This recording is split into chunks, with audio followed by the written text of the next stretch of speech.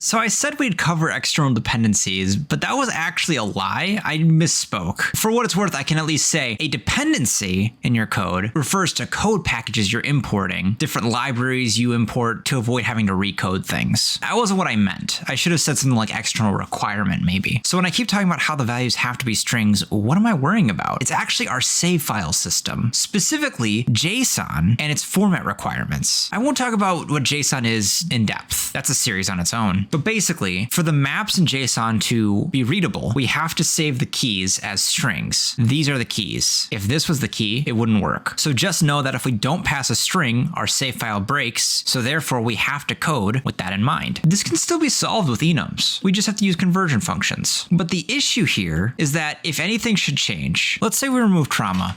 Wow, just that easy. I now have to make changes in 3 separate areas. Easy enough for now, but so much for not having to memorize anything, right? Kind of defeats the purpose of using the enum. Either way, this is a problem unique to this game. Since GameMaker has its rules on enums, and I chose to use JSON, now we have this problem to solve. But that's really what coding is all about. Rather than syntax or keywords, it's about problem solving. When you get something like this, you gotta break down what you need to do to fix it, then handle any bugs that come after. So even though we can't use enums here, we can use enums elsewhere. For this issue, we'll stick with these.